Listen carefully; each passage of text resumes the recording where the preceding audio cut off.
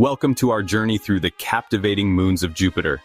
Fasten your intellectual seatbelts, folks, because we're about to embark on a cosmic adventure that'll take us billions of miles from home to a place where the sun appears as a distant bright star and where dozens upon dozens of moons waltz around a giant gaseous world. Today we'll explore some of the most intriguing natural satellites orbiting the gas giant Jupiter.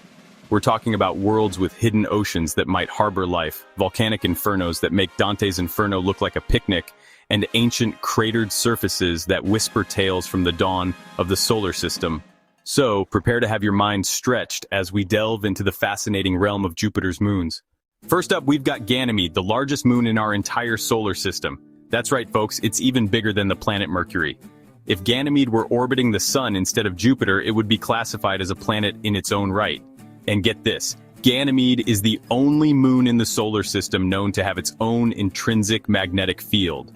We're talking about a moon with its own version of the northern lights. This magnetic field tells us that Ganymede likely has a molten, iron-rich core deep beneath its icy surface.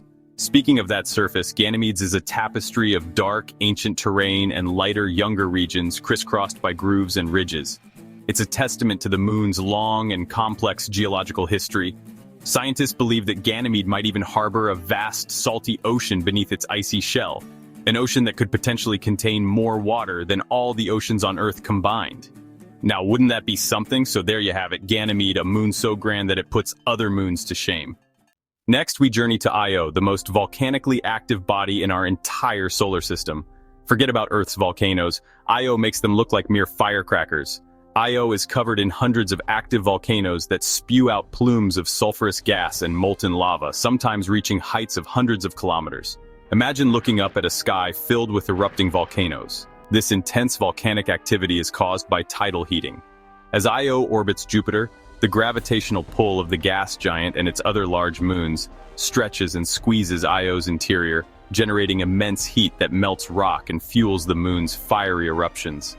These volcanic plumes are so powerful that they can be seen from Earth-based telescopes, and they even interact with Jupiter's magnetic field, creating a torus of charged particles around Jupiter. Io is a world in constant turmoil, a testament to the awesome power of gravitational forces.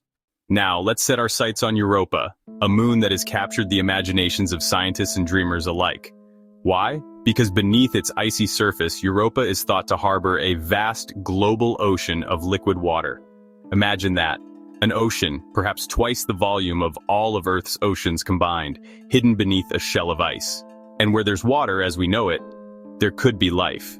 Europa's surface is remarkably smooth with very few craters, suggesting that it's being constantly resurfaced by material from below. Scientists believe that this resurfacing is caused by the moon's subsurface ocean, which wells up through cracks in the ice and freezes, erasing any impact craters. The presence of this ocean, along with the possibility of hydrothermal vents on Europa's seafloor, similar to those found on Earth, has led many to speculate that Europa could be a prime candidate for life beyond Earth. So keep your eyes on Europa, folks, because it just might hold the key to unlocking one of the greatest mysteries of our time. Are we alone in the universe? Our next stop takes us to Callisto, one of the oldest and most heavily cratered objects in our solar system. Its surface is a testament to billions of years of impacts from asteroids and comets, a cosmic shooting gallery frozen in time. Unlike some of its more geologically active siblings, Callisto shows little evidence of internal activity. Its surface is ancient and heavily cratered, with some impact basins so large that they could swallow entire countries on Earth. But don't let its seemingly inactive nature fool you. Callisto might be hiding a secret beneath its battered surface. Scientists believe that Callisto too could harbor a subsurface ocean, although it's likely to be much deeper and less active than Europa's. Callisto's ancient surface provides a window into the early solar system, a time when collisions were commonplace and planets were still forming. By studying Callisto, we can learn a great deal about the conditions that prevailed during the solar system's turbulent youth. Now let's take a look at Amalthea, one of Jupiter's inner moons. Amalthea is anything but ordinary.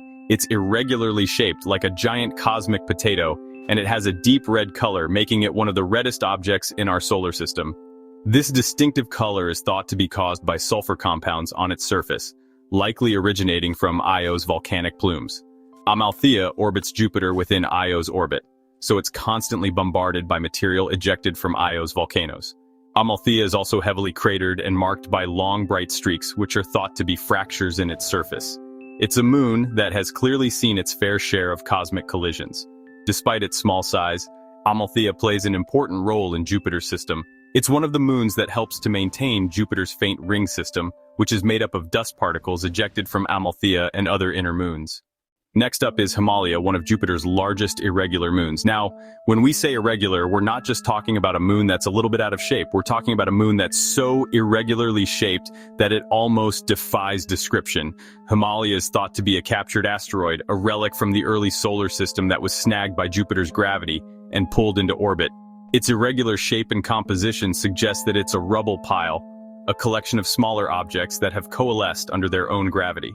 Himalaya is part of a group of moons known as the Himalaya Group, which all share similar orbits and are thought to have a common origin. These moons are like a family portrait of the early solar system, each one a snapshot of the chaos that reigned billions of years ago. By studying Himalaya and its siblings, we can learn a great deal about the formation and evolution of our solar system. Now let's talk about Carme, a moon that marches to the beat of its own drum. You see, unlike most of Jupiter's moons, which orbit the gas giant in the same direction as its rotation, Carme has a retrograde orbit. That means it orbits Jupiter in the opposite direction. Talk about a rebel. This retrograde orbit tells us that Carme is likely a captured object, perhaps an asteroid or a comet that strayed too close to Jupiter and got caught in its gravitational embrace. Carme is part of a group of moons known as the Carme Group, which all share similar retrograde orbits and are thought to have a common origin. These moons are like a band of cosmic rogues, orbiting Jupiter in defiance of the norm. Their retrograde orbits make them prime targets for collisions, and it's likely that these moons have experienced numerous impacts over the eons. Next, we have Elara, a moon that stands out for its remarkably circular orbit. While many of Jupiter's outer moons have eccentric orbits, Elara's orbit is nearly a perfect circle. This circular orbit suggests that Elara formed closer to Jupiter than some of its more distant siblings, in a region where the gas giant's gravitational influence was stronger and more uniform. Elara is a relatively small moon, but it's still a fascinating object to study. Its surface is likely composed of a mixture of rock and ice, and it may harbor clues about the composition of the material that formed Jupiter and its moons.